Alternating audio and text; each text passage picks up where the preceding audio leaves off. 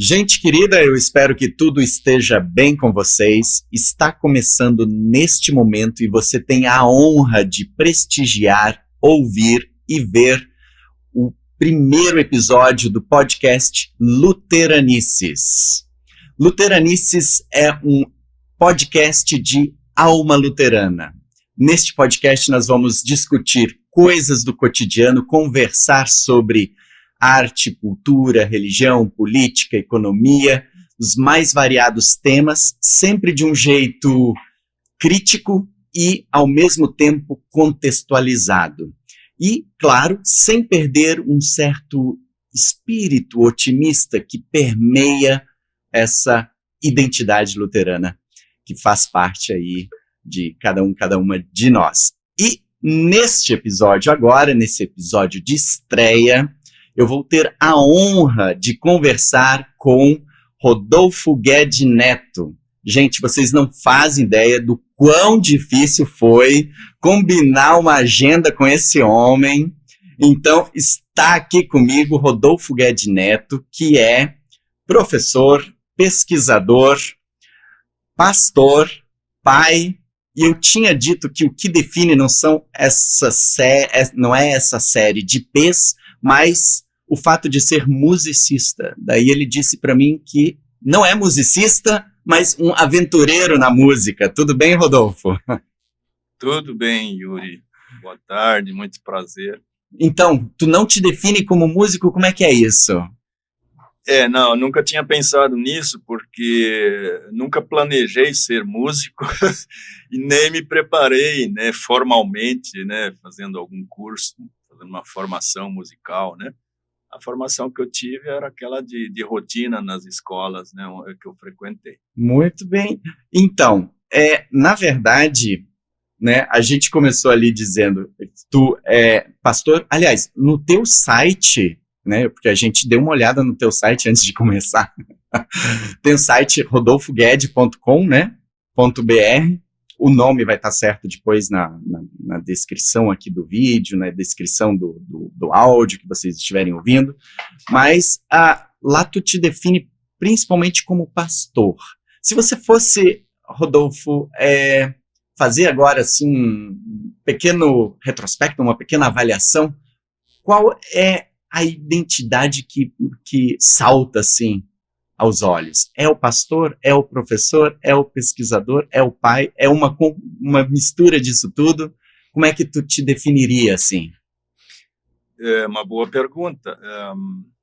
Você mencionou o fato de eu ser pai, mas esqueceu de dizer que eu sou avô também agora. Né? Tenho um neto vai fazer 1 ano agora e uma neta que vai fazer 10 meses agora também. Olha então, só. Agora a família aumentou. Então, eu realmente, pensando sobre essa sua pergunta, eu acho que sempre me entendi como pastor. Eu me preparei na minha vida de formação, né, para ser pastor. Depois o caminho foi diferente um pouco, né, se complementou, né, a esse meu ministério pastoral, mas o que vale para mim é realmente essa vocação para o pastorado. Sempre pensei assim. Isso é muito interessante porque quando a gente pensa assim na carreira, né, naquilo que a gente quer fazer lá no início da formação, na juventude, a gente vira e volta, né, tende a entender aquilo que a gente quer fazer ou como uma vocação ou como uma oportunidade, às vezes, né, dentro do leque de oportunidades que a gente dispõe, ou às vezes com uma confluência entre essas duas coisas, né? E então, lá no interior de Itueta veio essa vontade de ser pastor. Como é que veio isso? Como é que surgiu isso? Então, como você disse bem, né, eu nasci no interior muito interior mesmo, né, de um município pequeno, né, que é um município de interior. E a experiência que a gente tinha com a igreja naquele contexto era que vinha um pastor uma vez por mês para celebrar um culto. Naqueles tempos ainda eram os pastores provenientes da Alemanha. Uhum. Então, isso era um momento muito significativo, uma vez por mês, ver aquela figura daquele pastor chegando e celebrando um culto. Então, isso sim, né, isso significou uma certa inspiração, né, mas, ao mesmo tempo, era um desejo inalcançável, né, para mim, naquele momento, como criança, né, eu jamais ia poder dizer, eu quero ser pastor, porque o contexto não oferecia condições, né, para a gente dizer, eu quero sair de casa, quero estudar e quero ser pastor. Mas, você disse, oportunidades e vocação. Então, a oportunidade surgiu. Por quê? Porque nós somos 6 filhos. 6 filhos? Do Germano e da Hilda Guedes. Uhum. 6 filhos, todos homens. Eu sou o quarto. Os 3 vieram antes de mim, eles já eram adultos, então eles eram necessários para a família para trabalhar. A família vivia de agricultura. Isso. Meu pai também foi comerciante, um pequeno comerciante durante um tempo, mas basicamente a gente vivia da agricultura. Então, quando chegou, né, o quarto filho, né, na adolescência, assim, meu pai e minha mãe tiveram a ideia de nós vamos mandar esse menino para estudar. Uhum. Por quê? Porque no interior era assim que os pais tinham que dar um pedaço de chão, um pedaço de terra para cada filho, para eles poderem constituir família e viver, né, da agricultura. Então, tu não ganhou terra. Então, isso era muito difícil, né, naquele contexto ali, o pai conseguir 6 propriedades, né, para dar para cada filho uma, né. Então, ele viu essa dificuldade, percebeu e disse, existe um outro caminho, né, de a gente tentar enviar os filhos ao estudo. Então, começou comigo, depois os outros 2 mais novos seguiram esse caminho também. O caminho da teologia ou o caminho do estudo? Ou os dois? Por enquanto, era um caminho do estudo, né? E a oportunidade era praticamente única. Existe ainda no Espírito Santo uma instituição chamada, hoje, ADL, né? Naquele tempo era a Fundação Diacônica Luterana, cujo diretor era um pastor da Alemanha, Arthur Schmidt, e ele teve a iniciativa de fundar essa instituição com o objetivo de acolher jovens dos interiores, principalmente, né? Uhum. Jovens que fossem receber uma formação básica. Lá era educação primária? Como é que era o ensino lá? O ensino passou a ser de nível, naquele tempo era ginasial, né? O ginásio de 4 anos corresponde hoje ao ensino médio, não, ao fundamental. E então esse curso se oferecia, era um ginásio reconhecido pelo Estado. Então eu fui para a ADL em 1966, internato, né? Internato. E vinha gente de várias regiões ali de perto ou de longe também? Como é que era, assim? Quem eram os seus colegas? A maioria eram capixabas, né? De todo o estado do Espírito Santo, principalmente filhos e filhas de membros da Igreja Luterana, da IACLB, mas também tinha um e outro de fora, do Rio de Janeiro, São Paulo e tal.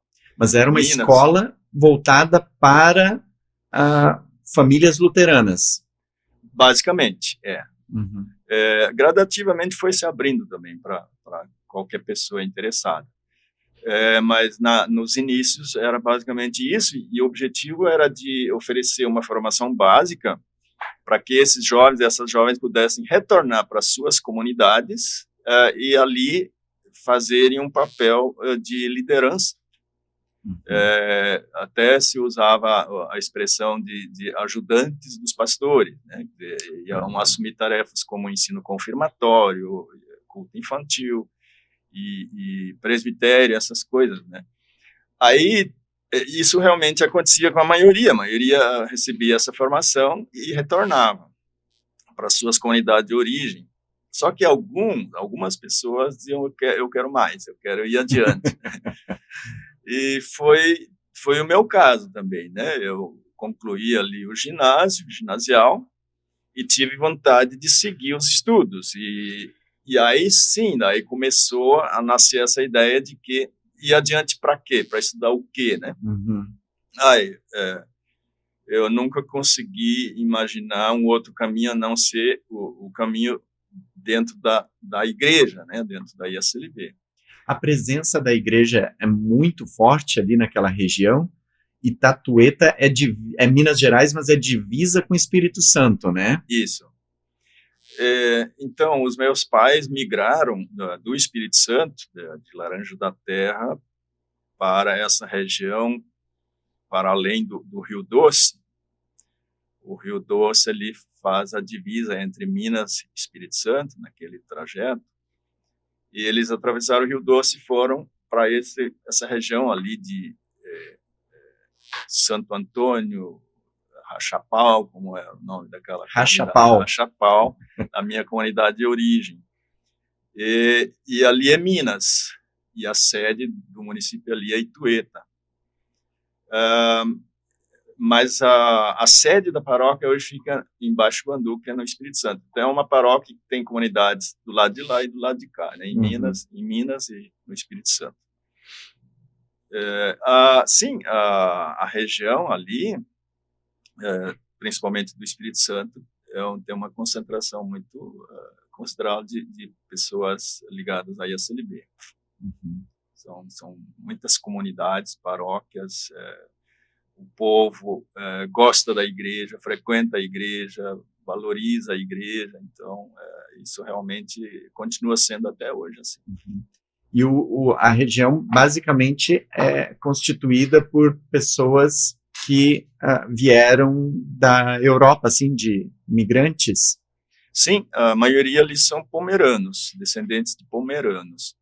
Os pomeranos vieram via Santa Leopoldina, no Espírito Santo, e Domingos Martins também, e foram migrando internamente para mais adiante, e uma boa parte desse povo foi para a região chamada região quente, né, do Espírito Santo, né, e foram indo adiante, e alguns então foram parar em Minas, e depois, mais tarde, o pessoal migrou também para o Paraná, e mais recentemente para Rondônia e tal, né? Então, é um povo meio migrante, assim, mas todas as comunidades são formadas ali majoritariamente por descendentes de pomeranos. E tu, então, foi estudar na ADL, que hoje se chama ADL, para fazer o que hoje a gente chama de ensino fundamental. Isso. E qual era a característica desse ensino lá? Ele ensinava artes, ensinava religião também, mais matemática, português, ciências? Como é que era aquela estrutura curricular na época? Tu era um bom aluno? É uma pergunta constrangedora. Não, o currículo tinha esses componentes básicos, seculares, né? Mas, paralelamente, se ensinava música e teologia, as questões mais básicas da fé cristã, né? Da doutrina luterana e tal. Isso era assim, na verdade. A gente morava no internato, e ali a gente tinha uma vida de espiritualidade, né? Então, tipo, estudava de manhã ou de tarde, à noite tinha um tipo de celebração, alguma coisa assim? O dia começava com leitura em silêncio, leitura bíblica em silêncio, antes do café, no jejum. Tipo, 6 da manhã, coisa assim? Sim, Nossa. por aí. E a gente tinha que decorar um hino por semana. Então, antes de tomar café, tinha aquele momento onde você podia começar a memorizar o texto dos hinos, né? Toda Aham. semana. E depois Hinos em tinha que... português? Não, em alemão. Então, tinha ensino de língua lá também? Ou, Não. ou se pressupunha que as pessoas que estudavam lá tinham conhecimento de alemão ou pomerano? O pressuposto era que as pessoas soubessem o pomerano. Isso sim, né? Mas alemão praticamente ninguém sabia. E também não havia, assim, aulas de alemão, né? Mas era o aprendizado no dia a dia, de ouvir.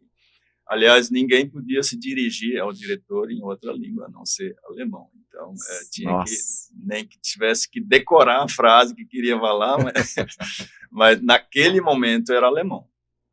Mas Aham. depois foi mudando, né? Daí mudou de direção e tal, mas no meu tempo era tudo alemão, todo o estudo. Só essa parte ligada ao internato, né? Uhum. Depois, no ginásio, naturalmente, aulas em português. Ah, tá. E aí tinham professores e professoras de fala portuguesa, melhor Sim, dizendo. sim. Tinha que ser, né? Era um curso oficial reconhecido. Ah, sim. Tá, e tu estava falando, antes de eu ter te cortado, tu estava falando sobre um pouco do dia a dia lá. Então, vocês começavam com um devocional, tinha que decorar um hino durante a semana, aí tinha parte do estudo. Como é que era isso, essa rotina, assim? Vocês tinham que lavar roupa, a própria roupa, arrumar a cama? Uh, O que sim, acontecia se alguém aprontava? Era penalizado? sim. Não, tinha toda uma rotina realmente bem rígida, horários determinados, pontualidade, não se tolerava atrasos, né? Então isso era um sistema bem rígido, mas tinha todo um esquema lá de funcionamento da casa, né? Então a gente recebia as refeições na mesa, roupa lavada e tudo, só que a gente tinha que colaborar nos trabalhos, né? Uhum. Por exemplo, na faxina, existia um horário, depois das 5 da tarde, todo mundo ia para fora para fazer a limpeza, etc., né? Cuidar do ambiente. Agora, E tu tem boas recordações daquele momento? Como é que era, assim, daquele período, assim? Ele era, tipo, sofrido, não só por causa da aula, não que a aula seja necessariamente sofrido, ou sofrida, mas assim, pelo fato de estar longe da família, ou essas coisas assim, né? Embora, assim, talvez não fosse tão longe, mas naquela época as estradas deveriam ser difíceis, né? Uma vez por semestre vocês podiam ir para casa, como é que era? E daí, como é que, quais são as suas recordações? Eram lembranças felizes, ambíguas, tristes? O que marca, assim? sim. Eu tenho pensado sobre isso, porque realmente existia um lado difícil, né, nessa rotina. Uma delas era que a gente não podia ir para casa durante o semestre, então até aconteciam fatos lá na nossa comunidade, na nossa família, dos quais a gente não podia participar, né? A gente perdia, por exemplo, festas de casamento ou mesmo velórios, né, de pessoas conhecidas, a gente não podia participar porque o compromisso era ficar ali concentrado, né? E outra questão, a gente recebia cartas dos familiares e essas cartas eram entregues para a gente uma vez por semana, Aham. só no sábado à noite. Aham. Isso para a gente não desviar a atenção, a concentração da gente, né? Pensando na família e tal, né? Então, pensando agora para trás, eram questões não fáceis, né, de a gente enfrentar, também todo o rigor, né, e tal. Mas eu não guardo mágoas Aham. dessa situação, não tenho traumas por Tu sempre conta foi disso. disciplinado? Assim, disciplinado não assim nesse sentido Sim. assim de organizado nos estudos, aquela coisa assim. A gente acaba aprendendo coisas úteis para a vida, né? Por exemplo, pontualidade, né? Eu até hoje, né? Eu fico inquieto quando eu tenho um compromisso e quero estar meia hora antes, lá, ou 15 Aham. minutos antes, para não correr o risco de me atrasar. É, mas, como eu estava dizendo, eu não me lembro de mágoas desse tempo, até porque em casa a vida também não era fácil. Uhum. Então, eu guardo isso como realmente uma oportunidade boa. Era a minha única possibilidade de ir adiante, né, nos estudos. E por isso eu lembro desse tempo com gratidão. Tu disseste que de lá veio o interesse por continuar os estudos, né? Ah, lá tu também aprendeste arte, música, né? Como é que é esse lado artístico lá e como surgiu, digamos assim, o seu interesse posterior por músicas, né? Porque tu és conhecido e relembrado porque eu acredito que tu és um dos principais compositores luteranos de música sacra, música litúrgica que temos hoje na contemporaneidade no contexto brasileiro, né? Eu sei que tem naturalmente outras pessoas, mas assim, músicas suas são cantadas aqui no Brasil e fora do Brasil, né? Então, como foi a construção dessa paixão pela arte, pela música? Começou lá, como foi se desenvolvendo? Aham. Então, nessa instituição, eu disse, a gente aprendia também música, e tudo começou na história da minha família, assim, na sua ligação com a ADL, tudo começou com a nossa participação nas semanas de canto. Essa instituição, ela promovia uma vez por ano uma semana de canto. Era realmente uma semana, né? Onde as pessoas podiam participar, vivendo ali na instituição, na vizinhança ali, sendo hospedados ali, para realmente aprender a cantar e formar um coral, né? Então, na verdade, era canto e estudos bíblicos, se intercalava, né? Todo dia tinha um estudo bíblico e o resto do tempo se ensaiava cantos, coral e tal. E meu pai, em dado momento, ele ficou interessado em participar e realmente participou. Então, ele gostava de cantar. Minha mãe também cantava muito bem, tinha o dom musical, né? E meu pai adorou essa ideia e me levou junto também, acho que umas 2 vezes, antes de eu estudar lá. Sim, Então, a gente já conhecia essa instituição é, a partir dessa atividade de música. E lá durante, então, os 5 anos que eu permaneci na ADL, a gente cantava todo dia, e a gente tinha coral, então, ensaiava as vozes, e também tinha instrumentos, harmônio, né? Era harmônio. um sonho aprender a tocar harmônio.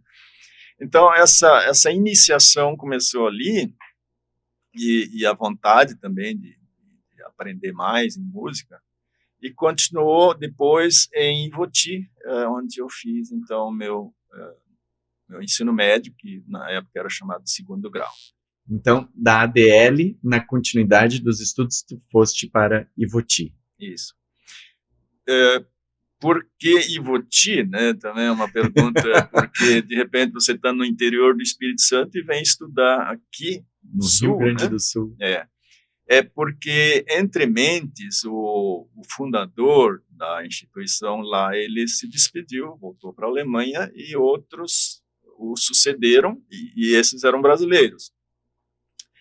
E o primeiro diretor, depois do Arthur Schmidt, foi o Herbino Schmidt, pastor Herbino Schmidt, brasileiro, e ele, então, trouxe mais gente daqui do Sul para ajudar nos trabalhos lá da ADL. Então, eram catequistas, por exemplo, Remy Klein, nosso saudoso colega, o Remy trabalhou lá como professor, e depois outros também. E eles, então, conheciam o Ivoti, naturalmente eles iam fazer uma campanha, um esforço para levar a gente para lá.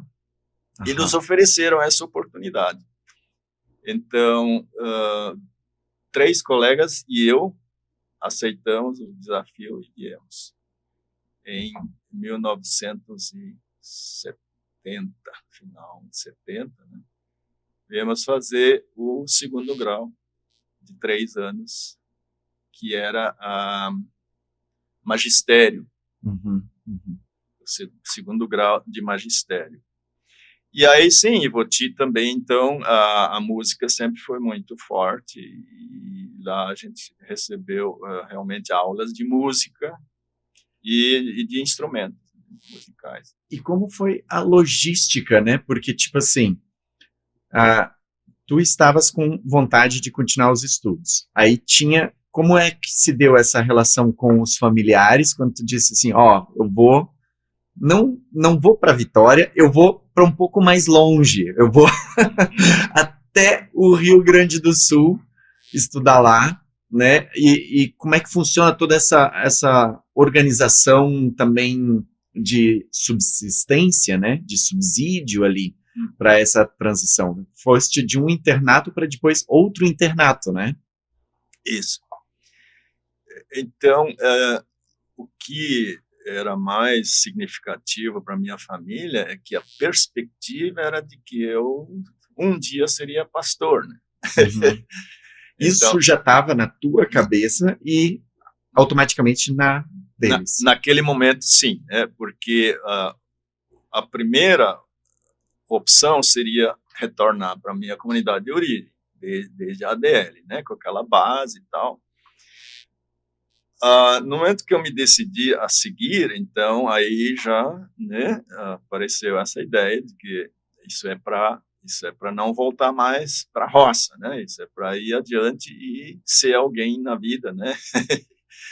E a figura do pastor era realmente uma figura de muito status, né? Na nossa visão lá no interior. Então, isso era uma coisa assim, motivadora para a família, né? Também no sentido de investir nisso, né? Embora os recursos não fossem grandes coisas, né? Que a família pudesse me subsidiar, mas a família sempre fez todo o esforço, né, para dar o que podia dar, no sentido de pagar a passagem, né, que era de ônibus na época, né, no avião, nem pensar, a passagem e aquilo que a gente precisava colocar na mala para trazer, né. Eu me lembro que a gente não tinha a mínima noção do clima daqui, né? Então, o que eu trouxe na minha mala para cá foi um cobertor daqueles que a gente usa lá em Minas, né? Um cobertor fino. E aí, naturalmente, isso não era suficiente, então a gente tinha que complementar aqui, comprando mais coisas, né? Mas a família, então, estava ali como apoio, na medida do que podia fazer, né? E como é que foi estudar em Ivoti nesse tempo, né? Naquela época ele também era internato, né? O instituto. E também acho que visa essa dimensão de uma educação mais integral, né? Também tinha uma perspectiva confessional, religiosa implicada. Como é que era essa rotina? Sim. Então, o fundador da instituição, Ivuti, era o Quinta Naumann, né? E ele tinha também essa visão de acolher jovens dos interiores aqui da região, né? Para oferecer a essas pessoas uma formação, agora em nível médio, né? Na perspectiva de serem professores e professoras, e também, né, de poderem retornar para as suas comunidades de origem e fazerem esse trabalho educacional e catequético, né? Tinha um viés teológico, religioso. A formação era dupla também, né? Uma vez você fazia o curso de segundo grau secular e, paralelamente, então, esses complementos na área teológica e musical. Então, a gente se formava lá como é que eu falei? O curso era magistério? Magistério. Era professor, como professor, verdade, né? em nível médio, né? E catequista, ao mesmo tempo. Então, os formandos podiam retornar para suas paróquias e tal, e exercer essa função catequética, de ensino, né? Bom, aí quando eu estava terminando, né, essa fase, aí veio a pergunta de novo, e agora, né, para onde você vai? E eu posso dizer, assim, com muita gratidão, que eu sempre fui conduzido, né, na minha trajetória. Eu fui conduzido de carro até a ADL, depois da ADL eu fui conduzido com a ajuda, né, das pessoas, dos professores e tal, para Ivoti. Em Ivoti eu fui conduzido para São Leopoldo, né, porque aí esse era realmente o meu desejo, a minha decisão. Agora eu quero estudar teologia. E colegas meus escolheram outro caminho, de realmente assumir a função de catequista, de nível médio, né? E depois eles complementaram a sua formação em outra área, ou na pedagogia, ou em outra área, né? E depois aconteceu ainda o seguinte, a SLB atravessava um momento, naquele tempo, de muitas vagas nas paróquias, né? Pouca gente se formando para suprir as necessidades da igreja. Então, esses catequistas, vários deles foram chamados, foram motivados a assumir o ministério pastoral, provisoriamente com o curso, com a formação que possuíam, e gradativamente, então, foram fazendo também o curso de teologia nas férias e tal, né? Então, eu tenho colegas que foram por esse caminho, e eu disse, não, eu quero primeiro completar a minha formação. Eu quero fazer teologia e depois, sim, daí eu assumo uma paróquia. Sim. E no caso da faculdade de teologia, ela, acredito que por ser de interesse da igreja, a formação de pastores e pastoras, ela subsidiava daí o custo, né? Ou como é que funcionava essa questão? Então, veja só o tamanho da minha oportunidade, né? Tanto na ADL quanto em Ivoti, o estudo me foi oferecido gratuitamente. As instituições buscavam fontes, né, de recursos para manter, né, os cursos. Até porque havia essa consciência de que as famílias não tinham condições de pagar uma mensalidade, uma anuidade. Né? As famílias contribuíam na medida do possível, mas, em princípio, você recebia tudo de graça. Né? A comida na mesa, a roupa lavada, a sala de aula, tudo, né? Então, é um motivo da gente, no meu caso, ser eternamente grato, né, por por essas iniciativas. Acho que essas instituições, elas cumpriram um papel muito relevante na igreja, na história da igreja, né? As pessoas que vieram assumir o ministério na igreja, muitos deles, acho que a maioria passou por essas instituições. Uhum. E mudando um pouco, assim, já que a gente chegou até a faculdade, como é que foi, assim, tanto na ADL, quanto em Voti, quanto na faculdade, tinha tempo para namorar? Como é que... Agora nós vamos chegar nas partes que interessam também, assim, que ninguém pergunta, e aqui a gente vai perguntar. Pois é. Não, a primeira parte é fácil de responder, porque na ADL era proibido namorar. Proibido? Não tinha nem como fugir, pular janela, essas coisas assim? Não, se fosse pego, era expulso na hora. Então, ninguém queria correr esse risco. E tinha meninos e meninas estudando? Tinha. No meu tempo, tinha. O máximo que a gente podia fazer é passar um bilhetinho. Assim. O Felipe tá rindo. Em alemão, daí?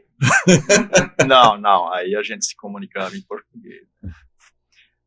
E Voti era muito mais liberal, então a gente tinha muito mais liberdade de sair, de ir para um cinema, até de ir para uma festa, um baile, né?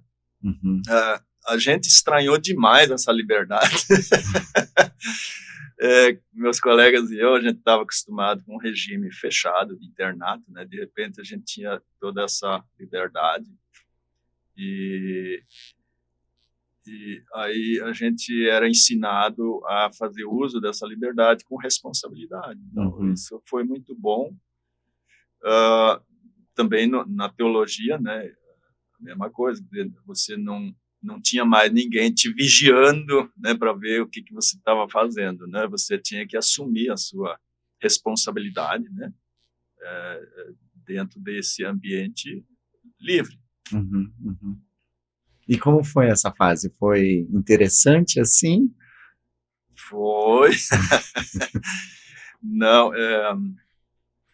tanto o curso em Voti quanto o curso de teologia em São Leopoldo foram tempos muito ricos, assim, tanto na questão da formação, né, formação de ótima qualidade nas duas instituições, como também a convivência, né?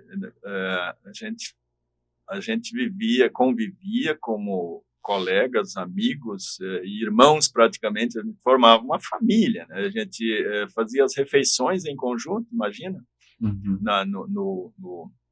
no refeitório da Faculdade Este, a gente fazia ali o café da manhã, almoço e a janta, em conjunto, né? Então, era uma grande família, daí a gente se conhecia muito bem uns aos outros, e a gente brincava, jogava bola, saía fim de semana juntos, e foi um tempo de convivência muito, muito rico, e só tenho boas lembranças desse tempo.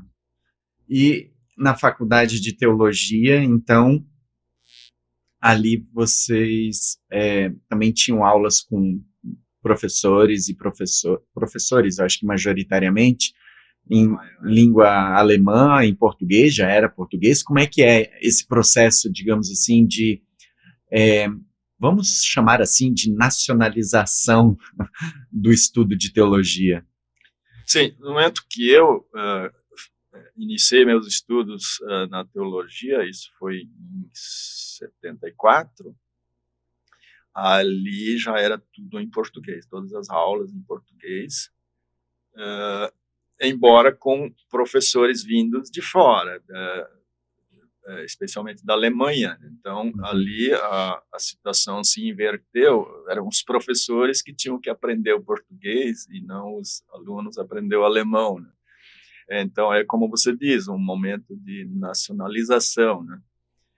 O que existia no meu tempo ainda era uma biblioteca que tinha, eu vou dizer assim, 80% da literatura em alemão. 70%, 80% era em alemão. Obrigatoriamente tinha que estudar a língua alemã. Exatamente. Então, a minha sorte, e meus colegas que passaram também pelas instituições, é que a gente havia aprendido alemão, né? Então, esse para nós não era o problema, mas teve colegas que vieram por outros caminhos e não tinham essa formação em alemão, e eles tinham dificuldade para encontrar a literatura que precisavam. Realmente era uma fase difícil, mas rapidamente a biblioteca foi adquirindo, né, materiais em português, as editoras publicando cada vez mais, traduzindo, né? Nós tínhamos muitas obras traduzidas naquele momento. Então, ali, realmente, as minhas aulas foram todas em português. E de lá, então, formado, aí você foi atuar no Espírito Santo? Sim. Direto no Espírito Santo. Então, tipo, tu voltaste à tua região de origem. Sim, em 79 eu me formei e fui enviado à paróquia de Alto Jatibocas, no Espírito Santo, município de Itarana. Essa foi a minha primeira paróquia e ali eu atuei durante 6 anos, na primeira, 6 anos e meio. Aí eu me transferi para uma outra paróquia, quase vizinha, chamada São João do Garrafão, município de Santa Maria de Jetibá. Naquele tempo ainda era Santa Leopoldina, depois Santa Maria se emancipou. E ali eu fiquei apenas 2 anos e meio, quando fui convidado, quando fomos convidados, a Erli, minha esposa e eu, a trabalhar na ADL. Quer dizer, aí o círculo se fechou. No lugar de onde eu tinha saído, né, a gente deu um giro e acabamos voltando, né, para a ADL. Tá, então, e como foi voltar, então, para a ADL agora como diretor ou como professor? Como é que foi isso? Não. Inicialmente, eu fui convidado para assumir um projeto chamado Cursos Comunitários. O que eram os cursos comunitários? A gente trabalhava durante a semana na sala de aula, como docente, e nos fins de semana, no sábado, a gente saía com um grupo de estudantes. A instituição possui uma Kombi, então é uma lotação da Kombi, saindo da ADL e indo para as comunidades no fim de semana, para ensinar música, principalmente, né? Os estudantes aprendiam a tocar um instrumento na instituição. E nos fins de semana entregavam o que sabiam para a liderança das comunidades. Ensinavam a tocar violão, flauta, harmônio, né, teclado e tal, né? E também cantar. Era um trabalho muito bonito. Era uma relação muito estreita da instituição com as comunidades, né? Nesse sentido de estender, né, o que sabia, o que podia oferecer, estender isso para as comunidades. Isso foram 6 anos nessa função. Então, eu fui eleito como diretor-geral, assim, daí nos mais 4 anos, um mandato de 4 anos como diretor da instituição. Tá. Nessa última fala agora tu trouxe algumas informações novas, porque tu foste para lá, tu foste já para o ministério, para as comunidades casado? Não, porque... não. Não? Não, eu fui solteiro. Você foi solteiro, então tu conheceste a Erli na primeira comunidade que tu atuaste? Exatamente. Como é que foi isso? Como é que foi esse encontro de almas? Então, a Erli veio estudar teologia também, antes de eu me formar. Tá. Sim. E eu estava no meu último semestre, se eu não me engano. Vocês já se conheciam aqui, então? Aqui a gente se conheceu, Só que daí eu fui enviado para atuar na paróquia dela, na paróquia de origem dela, né? E aí a gente continuou os contatos. Ela ia nas férias para casa, então ela ajudava muito nas tarefas, nos trabalhos. E a gente discutia muito teologia, e assim a gente foi se aproximando. Aí não deu outra. Muito bem. E outro ponto que tu destacaste, que vocês faziam daí ensino de música nas comunidades a partir do trabalho na ADL. E como é que foi esse instante de crescimento da música em ti, né? Porque tu disseste que bem antes de entrar na ADL, tu já participou da semana de canto, né?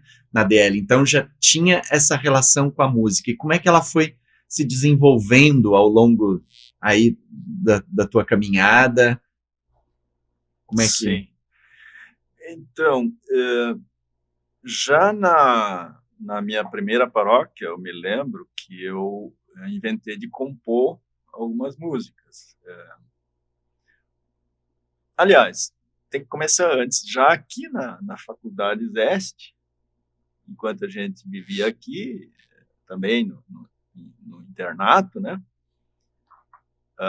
E estudava, eu já tinha composto uma música de brincadeira. Assim, como é que era essa música? Ela se chamava Zé Povo.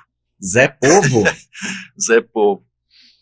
Veja só, né, é que a gente conversava muito nas alas ali sobre as situações que o país enfrentava, né, a realidade das comunidades, das pessoas. A gente estava naquele momento num regime de ditadura militar no Brasil, né? Então, o estudo da teologia nos motivava a pensar sobre o contexto, sobre, né, aquilo que nos incomodava, digamos assim. Que nos cerca aqui nesse país e a realidade, né, na qual viviam as pessoas, as comunidades, o povo em geral. Então, junto com o estudo da teologia em si, a gente estava sempre falando, conversando, lendo, discutindo sobre a realidade brasileira. Essa era a expressão usada na época, a realidade brasileira, né? E aí, num momento desses, eu compus um hino, mas que era para ser realmente de brincadeira, mas sobre esse tema sério, né? Sobre o sofrimento das pessoas, do povo, enfim, né? Começava assim: meu irmão, não desanime, mas escute o que eu canto nesse hino tão singelo. Eu também sofro e o mundo não permite que eu seja livre como eu posso e como eu quero. Essa é a primeira estrofe. Depois, nós temos dívidas na venda e na farmácia, a igreja pede contribuição. Havia também uma pitada de crítica à igreja, né, e tal. Mas era o momento da época, né, de botar para fora esses sentimentos, né, sobre aquilo que incomodava. Bom, começou aqui. Depois, na primeira paróquia, eu compus, por exemplo, Resistência. Que se tornou um hino conhecido. Vem Espírito de Deus, também surgiu ali. Eu acho que esses dois. Não, mais duas ali que não chegaram a se tornar conhecidas. Resistência a gente cantava muito na comunidade. Na época que eu estava jovem na comunidade, a gente cantava muito.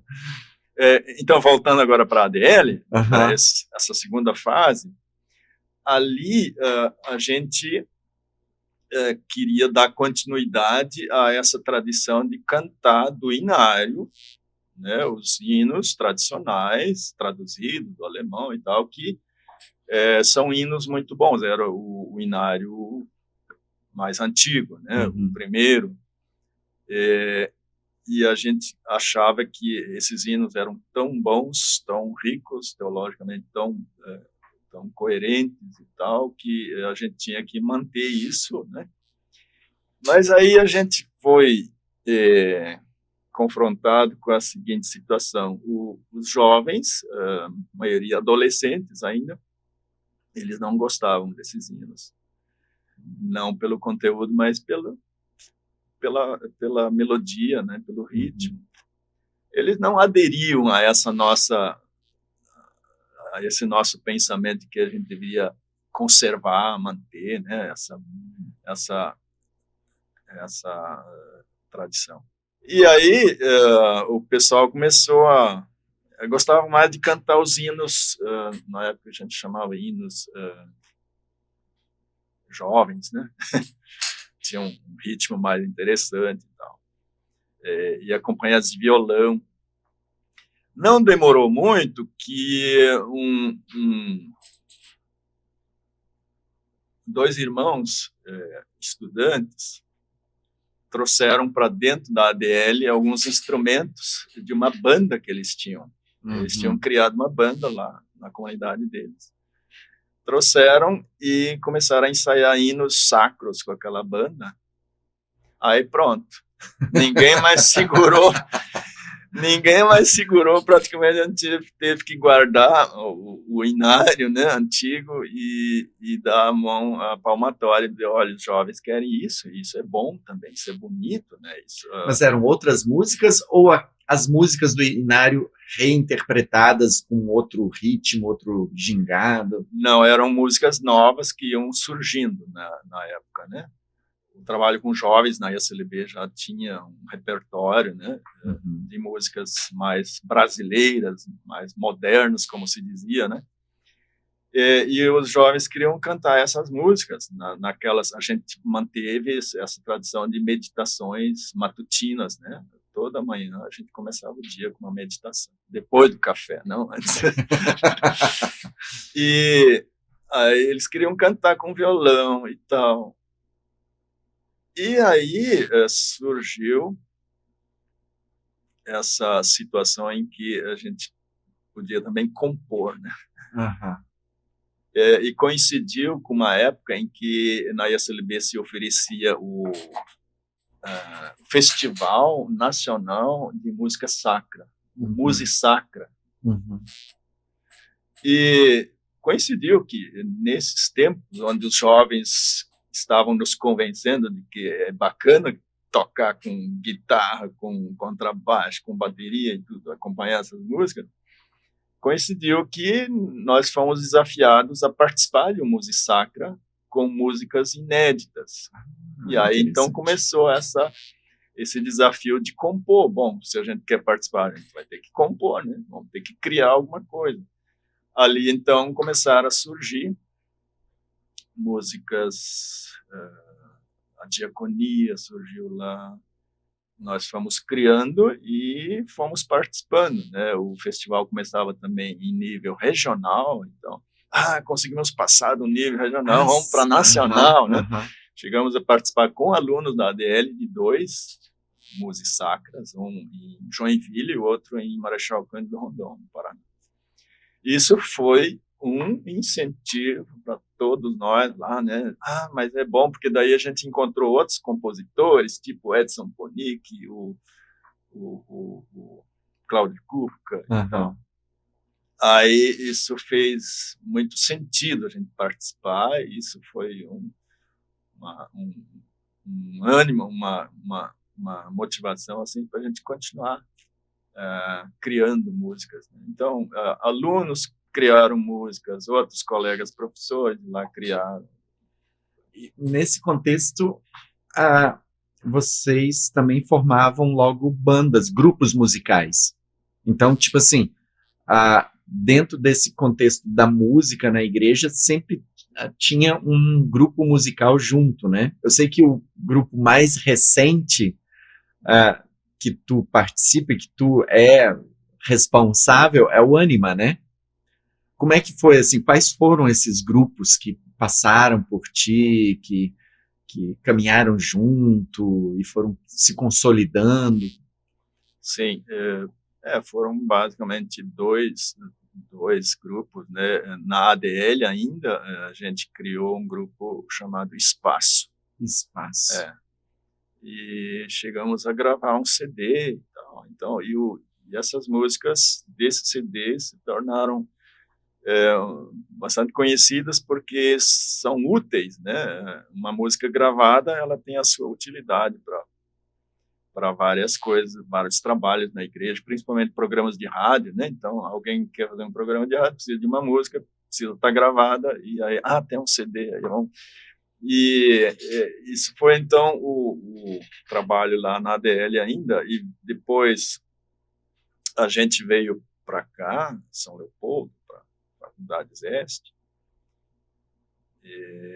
e em 2007, um aluno me procurou, ele se chama Fernando Matias, um estudante, e ele é capixaba, e ele passou pela ADL e conheceu o grupo Espaço.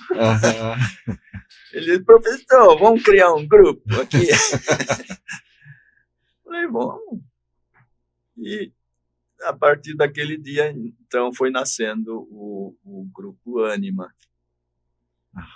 Convidamos outros estudantes, né? Principalmente colegas do Fernando, né, que ele sabia que gostavam de tocar um violão, de cantar. Então, 2007 até agora, né, há mais de 15 anos, vamos dizer, de caminhada, em que a gente chegou a gravar 4 CDs, até eu trouxe. Tu tens os CDs aí? 4 CDs chegamos a gravar. O primeiro se chama A Fonte. O segundo foi Nas Asas do Vento. Nas Asas do Vento. E tudo músicas autorais? Ou intercalado, assim, com músicas? Não, a gente gravava outras músicas também. Então, é mesclado. O terceiro se chama Além do Azul do Céu. E o quarto, o último, Deus da Justiça. E esse grupo, ele era formado majoritariamente por alunos e alunas, estudantes? Sim, essa era a ideia, né? A ideia era, vamos formar um grupo musical constituído por estudantes de teologia. Por quê? Porque estudantes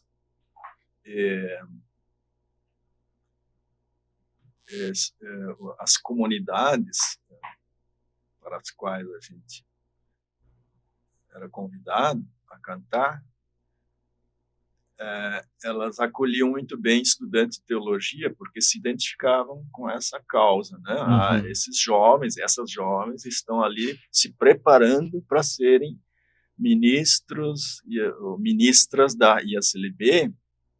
Quem sabe um deles ou uma delas um dia vai ser nossa pastora, nosso pastor. Então havia essa liga, né, muito clara, né, entre os componentes do grupo e as comunidades que a gente visitava. Então essa era a ideia. Estudantes de teologia vão para as comunidades da IACLB cantar em fim de semana. Essa composição do grupo acaba deixando o grupo muito dinâmico sempre, né? Porque sempre tem gente nova chegando, gente nova, gente saindo, né? Sim. Tinha um fluxo constante, eu imagino, né? Nesse processo. Ou teve aqueles que permaneceram? Não, é exatamente isso como você falou, né? Um grupo se prepara, permanece um tempo, aí de repente chegou a hora de sair para fazer o estágio, por exemplo, né? Ou o intercâmbio, ou então se forma e vai embora.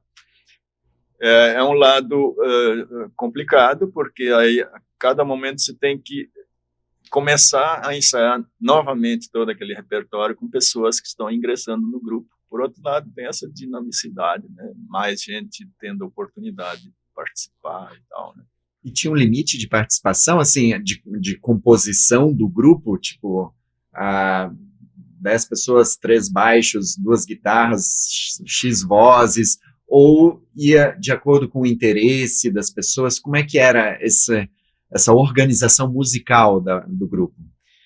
Não era um grupo fechado em termos numéricos, tinha épocas que a gente tinha mais componentes, outros momentos menos, mas o critério era essa da gente fechar todos as vozes e os instrumentos que a gente precisava, né? A média era assim, 6, 8, 10 pessoas. Uhum. Acho que o grupo maior provavelmente tenha sido em torno de 10. Uhum. E nesse processo, a gente sabe, né, que tem até alguns videoclipes das músicas, né, no site da EST, no site da ESLB, né? No YouTube. No YouTube, nas redes sociais, na verdade. Aham. Tá. E dentro desse processo, assim, eu vi que aqui tem algumas músicas compostas por ti nos CDs. E nesse processo, então, de música, grande parte das músicas que tu compuseste foram no contexto da ADL, foram no contexto da EST. Nesse processo, como é que foi, assim? Onde foi o caldeirão explosivo da música? Então, algumas músicas se destacaram ainda lá, né, compostas lá naquele contexto capixaba, né? Eu me lembro quando a gente veio aqui para São Leopoldo, o primeiro dia que eu vim caminhando da nossa moradia para cá, para entrar na EST, eu escutei gente tocando flauta do Resistência. Pensei, uai, já chegou aqui. Chegou aqui, né? E daí continuei ouvindo, né? Era um momento onde era muito tocada aquelas músicas, duas principalmente, né? Resistência e Vem Espírito de Deus. Depois aqui durante o curso de mestrado, aconteceu uma situação assim, ó, o professor Nelson Kirst, ele criou um grupo para uma aula no mestrado, mas um grupo misto com gente também da graduação. Uhum. Uma aula de liturgia. E eu me inscrevi também para essa aula, e então, durante o semestre, o professor foi explicando as partes da liturgia, e uma vez chegou na vez de ele explicar o significado do Kyrie eleison. Uhum. E eu acho que ele deu um tema de casa para a gente escrever, né, o que a gente tinha entendido e a reflexão que a gente tinha feito a respeito. E eu, então, escrevi a letra de uma música e levei para ele olhar, para ver se era essa a ideia, né? Uhum. Aí ele olhou e disse exatamente isso. Isso aqui é o Kyrie eleison, né, da liturgia. E eu fiz também a melodia, então, para esse hino, e aí isso se tornou o hino chamado ou Kyrie eleison, ou Pelas Dores deste Mundo. Então, isso deve ter sido em 1999, Uhum. e essa música, ela teve a sorte de se tornar mais conhecida porque ela foi incluída no inário da Assembleia do Conselho Mundial de Igrejas, que aconteceu em Porto Alegre. Ela foi incluída ali, além do português, também em inglês, alemão e espanhol. Uhum. E ela foi cantada durante a Assembleia, isso foi uma sensação muito impactante. Uhum. Acho que 4.000 pessoas cantando esse hino, acompanhando uma orquestra. E então, a partir desse momento, esse hino foi levado pelas pessoas, né, que levaram o inário junto para os seus países, e ela se espalhou o mundo afora. Foi traduzida para várias línguas. Então, isso foi assim, você falou em explosão, né? Uhum. Então, foi dessa forma, assim, esse hino saiu daqui, assim, desse jeito, né, para o mundo. até hoje as pessoas mandam mensagens para mim pedindo autorização para cantar ela em tal evento ou para gravá-la ou coisa assim. Uhum. E então, dentro desse leque de composição, quantas músicas, assim, se a gente fosse tentar contar, quantas músicas tu compuseste? Assim, mais ou menos, né? Sim, eu tentei tirar isso a limpo, mas nem eu sei direito, mas acho que sim, acho que eu consegui assim lembrar da maioria, da 32 assim que eu consegui anotar, né? Acho que 32 elas existem. Talvez tenha alguma ainda que eu não tenha lembrado, mas digamos em torno de 30, né? E dessas 30 e poucas músicas, quais dessas músicas, tirando agora Pelas Dores deste Mundo e Resistência, né, mais te marcaram? Assim, tanto no processo criativo, quanto no momento em que tu estavas vivendo, quando ela surgiu. Algumas devem acabar falando mais ou reverberando mais. Sim. Como é que é isso? Entre, digamos, as 30, tem um grupo um grupo de músicas que se tornou mais conhecido e que tiveram mais acolhida pelas comunidades, né, e continuam sendo cantadas em muitos lugares. Então, volta e meia a gente novamente encontra uma versão nova de um hino, né, que um coral está cantando, um grupo, uma banda está tocando, né. Então, naturalmente, o Pelas Dores é o que causou mais, como é que eu vou dizer, Mais impacto, mais assim. impacto para mim, né, como compositor, né, porque vem todos esses retornos e tal. Mas tirando fora, como você diz, eu acho que uma que foi bem significativa foi o Amanhecer. A Diaconia também teve o seu momento, assim, todo o pessoal da Diaconia praticamente adotou essa música como uma música da Diaconia. Então, teve sim momentos mais altos de cada uma dessas músicas, né? Deixa eu ver aqui, eu vou ter que apelar para minha cola aqui. O Bem Espírito também teve seu momento, né, de impacto, mas impressionantemente, Tu tem ali todas as 32? as que eu anotei, as 32, né, que eu anotei aqui. A Canção do Cuidado. A Canção do Cuidado. Essa teve retornos muito impactantes para mim. E também o Cuida Bem. Uhum. Cada uma essas músicas tem uma história, tem histórias. Então, se eu vou falar em termos de impacto, a Canção do Cuidado, ela tem a sua segunda parte, que fala assim: sob a luz do teu olhar, sigo em paz a minha estrada. E agora? É uma coisa, eu não sei as minhas músicas de cor, né? Mas caso eu venha tropeçar, que eu caia em teu abraço é o final, né? Vem, Senhor, me carregar nos momentos de cansaço. Caso eu venha tropeçar, que eu caia em teu abraço. Essa parte dessa música teve, assim, duas histórias que eu fiquei conhecendo. Uma é de uma senhora da ISLB que tinha câncer e ela chegou aos seus momentos finais, então ela solicitava à filha dela todo dia que ela colocasse essa música para tocar, para ela ouvir.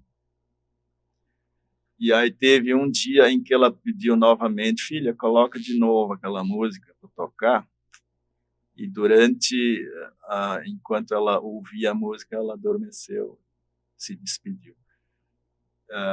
E uma história muito parecida também veio de outra região de uma outra mulher, da Yesselbeck, que também faleceu ouvindo essa música. Então, a gente fica sabendo de uma história dessas, a gente fica impactado, né? Por quê? Porque a gente jamais imaginou que um trabalho seu, uma criação sua, pudesse ser útil, né? Também para esses momentos mais decisivos na vida. Uhum. Quem cria não sabe o que vai dar da criatura, né? Uhum. Você não sabe se ela vai ter aceitação, se ela vai ser útil para alguma coisa, se ela vai adiante, se ela vai morrer, né? Então, você não sabe. E quando acontece, né, que a música é bem aceita, né, e ela é cantada, e as pessoas têm motivo para cantá-la, não canta por cantar, mas é porque ali tem alguma coisa que é importante para elas, né? Então, isso é o que é o pagamento, né, que a gente recebe pelas criações. A outra música é o Cuida Bem. Essa tem uma história muito bonita.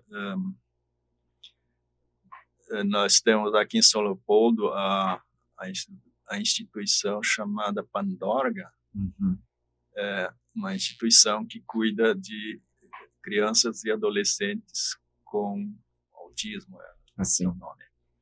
A pessoa que cuida dessa obra é a Heidi Kirst. E ela faz um trabalho não só com as crianças e adolescentes, mas também com as mães dessas crianças. E então ela faz reuniões regulares com as mães, porque as mães precisam de apoio para darem conta da tarefa de cuidar das suas filhas e dos seus filhos. Então a Heidi cantou essa música com essas mães. E essa música pede, então, que Deus cuide das pessoas que estão na nossa frente, daquelas que ainda vêm depois de nós, daquelas que estão do nosso lado, mas que Deus cuide também. E caso ainda, a ideia é assim, caso ainda te sobre algum cuidado, então cuida também de mim. E essa frase, essa afirmação impactou essas mães, porque elas disseram: nós cuidamos 24 horas das nossas crianças, dos nossos adolescentes, e ninguém cuida de nós. Nós também precisamos de cuidado. E nessa canção se faz o pedido de que caso, né, depois que Deus já cuidou de todo mundo, que se ainda sobrou algum cuidado, então que ele cuide também de mim. Então, uma história bonita, e um reitor da Unicinos participou dessas reuniões, porque ele era um apoiador, né? E ele, um dia desses, levou um panfletozinho onde tinha a letra dessa música, uma tirazinha assim de papel. E ele levou essa letra e tempo depois, ele voltou e pediu para a Heidi: você tem ainda um papelzinho daquele? Porque esse que eu levei aquela vez já gastei. Já envelheceu. Ele disse: eu rezo essa letra toda noite antes de dormir. Um reitor da Unicinos. Então, são retornos assim que a gente recebe que impactam a gente e diz: puxa vida, eu jamais podia imaginar, né, que essa música fosse tão importante para alguém. É muito interessante, assim, esse impacto, né, de como esse retorno ele acaba vendo o alcance que a criação, a arte, né, especificamente a música, ela vai gerando, né? Que ela vai entrando assim na vida das pessoas, o impacto que ela vai alcançando. E nesse processo criativo, Rodolfo, assim, a gente falou bastante do impacto, né? Assim, de como a música que tu crias chega de volta a ti, né? O retorno. Mas como é que é o lado criativo, assim? Como é que ela nasce? Qual é o nascedouro dessas músicas? Né? Tipo assim, pelas dores desse mundo, você explicou, né? Surgiu de uma demanda específica, mas e as outras? De onde elas surgem, assim? O que motiva o surgimento? É um momento de solidão? É um momento de meditação, introspecção? É uma angústia? Da onde ela vem e como é que ela vai se formando? Ela vem pela letra? Ela vem pela melodia que é dedilhada no violão? Boa pergunta. É de tudo um pouco, eu acho. Há, há músicas que foram criadas né, tiveram uma motivação específica, como você falou, né? Vamos participar de um festival de música, né? Então vamos compor, né? E tal, né? Isso, algumas surgiram assim, mas outras de outro modo. E eu pensando sobre isso, né? Eu achei que algumas que a origem de algumas delas é o seguinte: você se defronta com um tema teológico, no nosso caso, com música sacra, é um tema teológico relevante para você naquele momento. Né? Foi o caso de Pelas Dores também. Aquela aula me colocou frente a um tema teológico importante que diz assim: no culto, a comunidade cristã clama a Deus pelas dores deste mundo. Há tantas dores mundo afora, e a igreja clama, né, pelas pessoas que são. Então, era um tema teológico que me impactou. Eu pensei, isso tem que virar música. E assim com vários outros temas, o resistência, enfim, a oração do cuidado. Em algum momento, me chegou um tema que eu considerei muito importante, tão importante que não devia ser esquecido, que devia ser lembrado por mais pessoas, que a gente devia manter na lembrança das pessoas. E a música é uma forma para isso. Se você escreve um texto, isso pode ir para uma gaveta, né, pode sumir, mais difícil de você manter acesa uma ideia através do texto escrito. Agora, a música não, né? Se a música tem a sorte de ter aceitação, você mantém aquela ideia acesa o tempo todo nas comunidades. Então, assim foi em muitos casos. Chegou a ideia, eu digo, essa ideia não pode ser perdida. E uma forma de ajudar que ela não se perca é transformar ela em música. E aí, então, isso não é tão fácil como algumas pessoas pensam. Você tem uma ideia na cabeça e essa ideia não te sai mais da cabeça e você quer transformar essa ideia numa música, e como é que você vai fazer isso? Então, são horas de sono perdidas, no seguinte sentido: você acorda de madrugada e aí começa a pensar e não consegue mais dormir e continua pensando, de repente dá um estalo, opa, acho que o texto podia ir por aí, a letra, né? E a questão, o que vem primeiro, a letra ou a melodia? No meu caso, isso vem misturado, mas me ajuda muito se eu tenho uma ideia melódica na cabeça, de encaixar nesse esquema o texto, né, a ideia, né, que eu gostaria de transmitir. E isso vem assim, por exemplo, né, quando tu tá com a ideia melódica na cabeça. Ela vai primeiro para uma partitura, primeiro ela é cantarolada e com os acordes, ou como é que é esse processo entre arte e técnica? Sim. Então, realmente é assim que o instrumento me ajuda muito a chegar numa ideia musical. Eu sento no teclado ali, eu não sou não sei tocar no teclado nenhuma música por, pelas partituras e tal. Eu tenho noções bem básicas, né, a esse respeito, mas eu Então tu vai consigo pro teclado. O teclado é a fonte primária daí. Ou o violão também, né? Uhum. Mas ali eu vou brincando e tal, tirando uns acordes, assim, assado. De repente, opa, isso aqui me agradou, né? Comecei a desenvolver ali uma melodia, me agradou, isso aqui acho que pode ser bom. Então eu vou trabalhando, aperfeiçoando, né? Aprofundando a ideia, até que fica redondo. Mas é um trabalho penoso. Não é assim, você tem o dom, né? Ou tem a facilidade. Não é nada disso. É muito trabalho. Uhum. É bem essa junção do artístico com o técnico, né? Assim, a partitura eu não sei fazer, então eu peço alguém para transformar, né, aquela música numa partitura.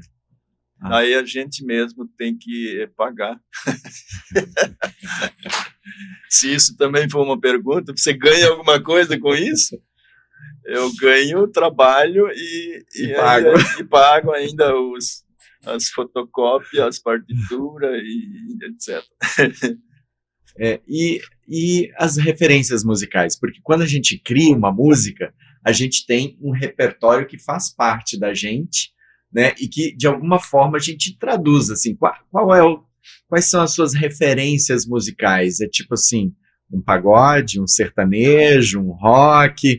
O que tá ali, ou um pop, um romântico, não sei, que tá dentro de ti, que na hora de transcrever a melodia, ela representa isso, né? Ela se traduz nisso. Então eu tenho várias influências desde a minha infância e talvez esse conjunto de influências faz isso, né? De você ter um gosto determinado por um tipo, né? Na minha infância eu tinha contato só com música sertaneja. A gente ouvia lá no interior o rádio com músicas do Teixeirinha, por exemplo, uma coisa incrível, né? Do Tonico Tinoco e assim por diante. Então a gente cantava essas músicas, né? No paiol, meu irmão e eu descascando milho para tratar os porcos. No radinho ali, a pilha. No rádio, ou então ali a gente já sabia de cor, a gente cantava como dupla, né? Com mais de uma voz e tudo assim? Sim, 2 vozes, né? A gente não tinha instrumento musical, mas cantava assim, no gogó. Então, essa foi a primeira influência. Depois, na ADL, a influência foi a música sacra mesmo, a música clássica. Mozart e etc.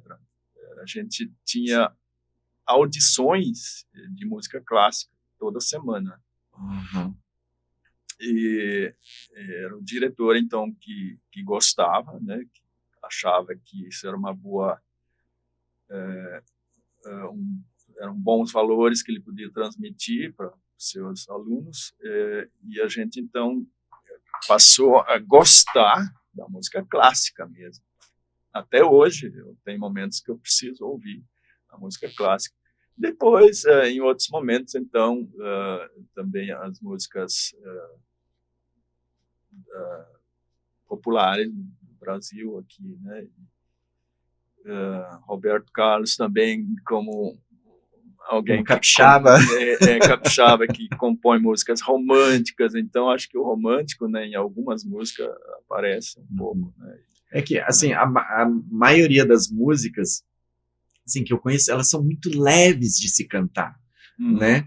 Eu acho que isso é interessante tentar identificar de onde vem essa leveza na melodia, né?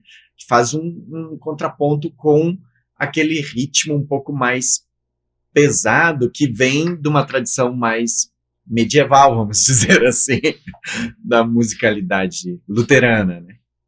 Pois é, eu acho que tem a ver com a minha própria pessoa. Eu não sei ser muito complexo. A simplicidade me acompanha na vida. E ao mesmo tempo, as comunidades, elas requerem músicas não muito complicadas, né? Melodias não muito complicadas. Então, acho que essas duas coisas, né? A demanda existe nesse sentido, assim. Não adianta você compor coisas que ninguém vai entender, não vai conseguir tocar e nem cantar, né? Tem que ser coisa em nível né, comunitário, onde a comunidade toda possa gostar de cantar. Tu chegou a compor uma música não sacra? Assim, uma música popular também? Não consegui. Não que eu não quisesse. Tu tentou? Já tentei, mas não rola.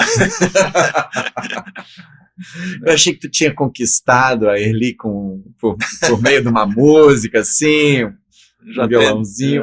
Gostaria muito de fazer uma música para ela, mas ainda não consegui. E, assim, uma das coisas que a gente olhando aqui as músicas todas, a dimensão do cuidado, ela é muito presente, né? E traduz também na diaconia, né? Como é que você vê esse lugar do cuidado na religião, na teologia, e como isso reverbera nas suas reflexões também? Né? Porque tem essa dimensão do cuidado, né? Bem forte, bem presente. Pois nem eu mesmo tinha me dado conta de que as letras das minhas composições, elas vão repetindo essa temática, né? Elas vão falando das dores das pessoas, né? Usando aquela do Kyrie eleison, né? Mas praticamente todas elas fazem referência ao sofrimento das pessoas. A ansiedade, tem uma fala dos anjos, né? E pede a Deus que os anjos nos acompanhem nesses momentos onde a gente sofre com a ansiedade, com o medo, com as ameaças, as nuvens espessas que pairam sobre as nossas cabeças às vezes.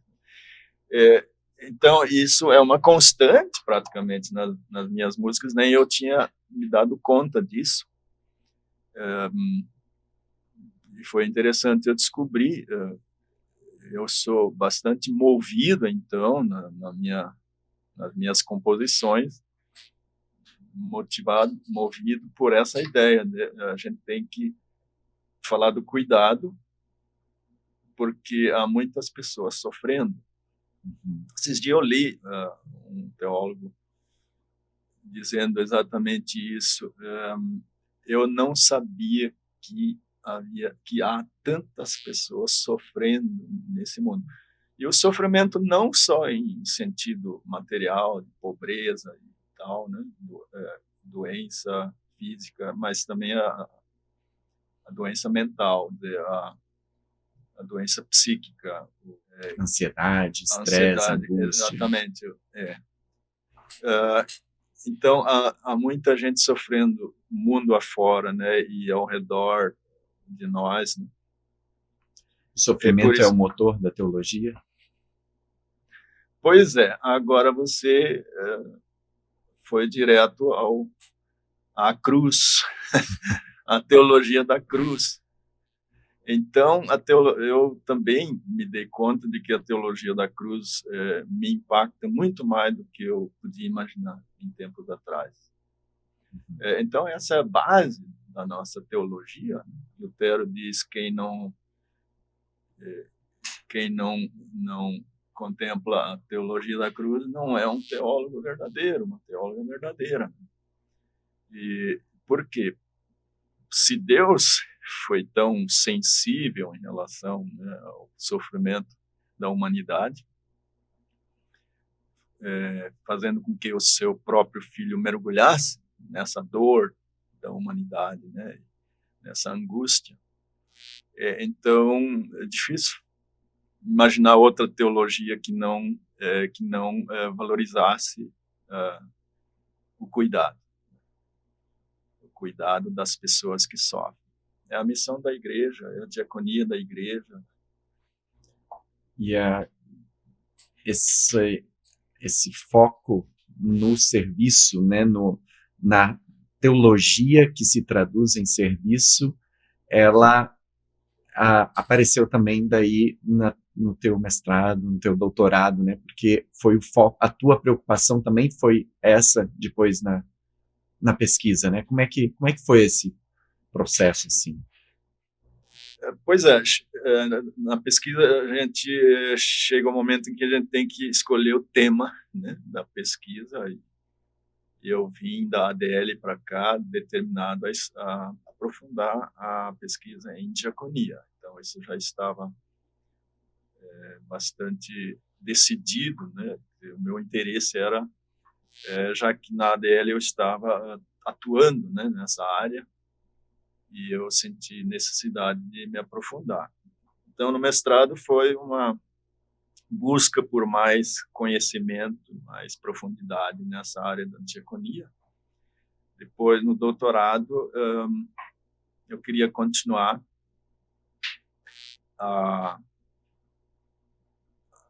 o aprofundamento, mas agora tendo um pano de fundo, um contexto, uma realidade dada, né, com a qual eu pudesse confrontar os estudos teóricos.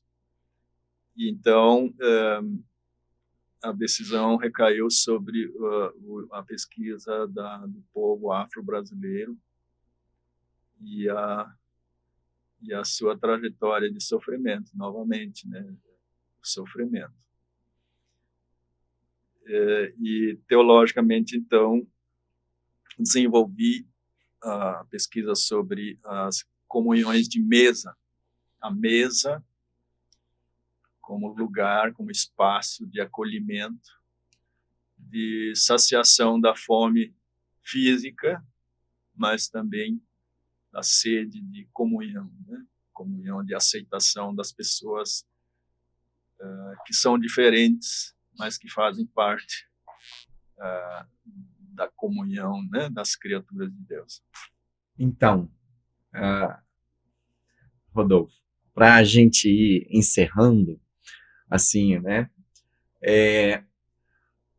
Se a gente fosse agora de todo esse retrospecto que a gente falou, fazer um ping-pong rápido, assim, um ping-pong rápido. E aí você diz para mim as primeiras coisas que aparecerem assim na sua cabeça. Pode ser? Vamos tentar. Vamos tentar, então. Eu vou falar aqui algumas palavras e aí aí vai dizendo o que pipoca na cabeça. Família. É a base. A base para a nossa vida. É o chão onde a gente, é o lugar, né, onde a gente se sente em casa, se sente bem, se sente apoiado. Teologia. Teologia da Cruz, também é a minha referência básica. Religião. /religiosidade, vamos dizer assim. Sim, respeito para com todas as formas, todas as expressões religiosas, de religiosidade, de espiritualidade. Docência. É uma paixão. Mesmo que antes a gente tenha dito que a minha referência é o pastorado, né? Mas a docência veio a se tornar um lugar que eu aprendi a gostar. Eu jamais tinha imaginado isso, porque eu não nasci para isso, não me preparei, né? Em princípio, não me preparei para ser docente, mas isso aconteceu na minha vida, eu acabei gostando da ideia, então eu sinto falta hoje de estar na sala de aula. Pastorado, então, palavra na sequência. A minha missão. Acho que o meu jeito de contribuir para a igreja e para a sociedade. Vai além, o pastorado vai além do exercício em uma comunidade específica, é algo que tu leva para a tua vida, assim. Sim, exatamente. poderia também dizer a minha vocação. Vocação. Né? Vocação é o meu jeito de ser, vamos dizer assim, né? Música. Eu só para dizer, eu participei de um evento, fui convidado, né, para fazer uma palestra, e como presente eu ganhei uma placazinha de cerâmica escrito pastor, só isso. Agora há pouco, né? Eu falei, esse eu vou pendurar na parede. Uhum. Antes disso, eu tinha participado de um outro evento também, como palestrante, e tinha ganhado uma cruz. Isso foi agora tudo muito recente.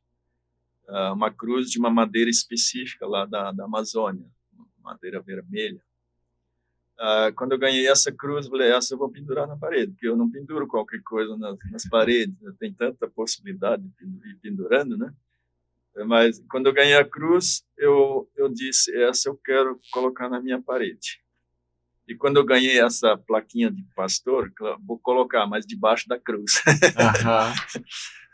Então, um pastorado exercido, um ministério exercido aos pés da cruz, vamos dizer assim, né?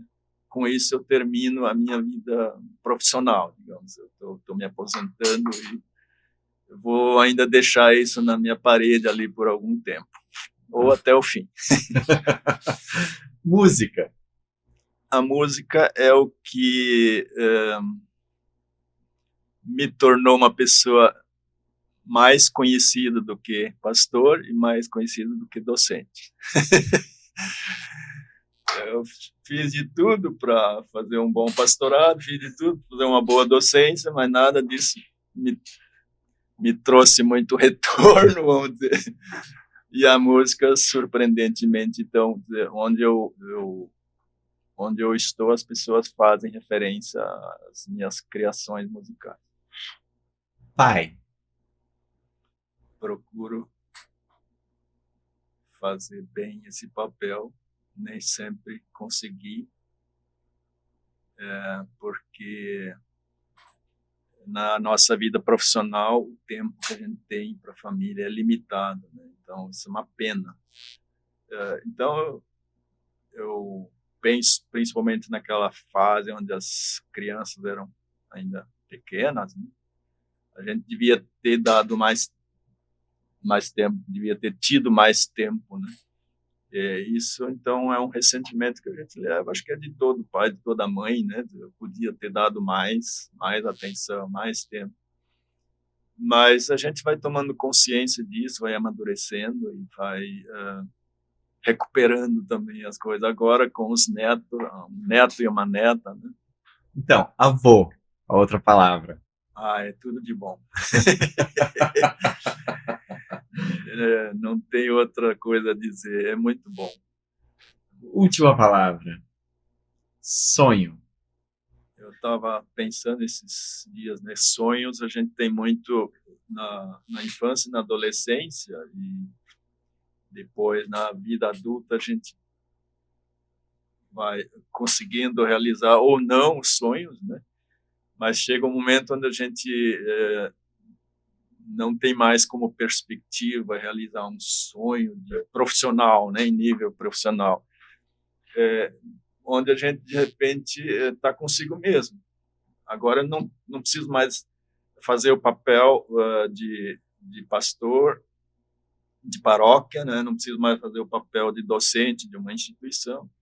Agora é comigo mesmo, eu e a minha família que estamos agora na oportunidade de conviver e realizar nossos desejos mais pessoais, mais familiares. Então, o sonho é de poder viver essa fase da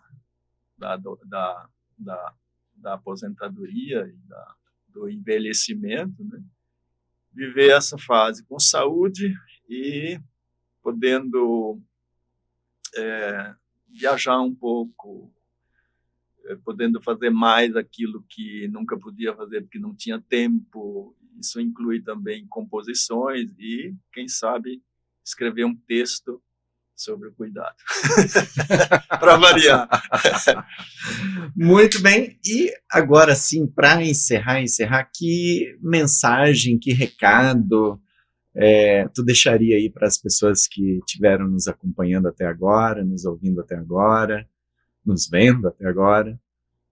Cada pessoa tem suas potencialidades, tem seus dons, né, seus carismas, podem ser diferentes uns dos outros, né, mas todas nós temos algo a oferecer, a contribuir, né, para o bem de outras pessoas, para o bem de nossa família, para o bem da igreja, para o bem da sociedade, enfim, né? Então, a mensagem é de que a gente coloque esses dons a serviço de uma forma que se transforme numa contribuição, por mais simples que seja, né, mas que seja para o bem, que seja para a construção da paz, da solidariedade entre as pessoas, a construção da justiça nesse mundo e a trajetória, né, que a gente faz nessa vida, a gente não sabe no início como ela vai ser, mas ela vai nos oferecer em algum momento oportunidades, né, para a gente contribuir para o bem desse mundo, para o bem das pessoas. E a gente em tempo ainda, quem sabe, correr menos, se estressar menos e aproveitar mais a vida, que é muito bela, muito boa. É isso aí. Muito bem. Gente, então, conversei hoje aqui com Rodolfo Guedes Neto, pastor da Igreja Evangélica de Confissão Luterana no Brasil, músico, professor, pai, avô, marido. E para vocês, então, que nos acompanharam até aqui, eu só quero deixar um último recado. Se você gostou dessa nossa conversa, já inscreva-se no canal, deixe aqui o seu joinha, compartilhe com aquelas pessoas que vocês sabem que vão gostar desse conteúdo. Eu vou ficando por aqui, a gente se despede e até um próximo Luteranices.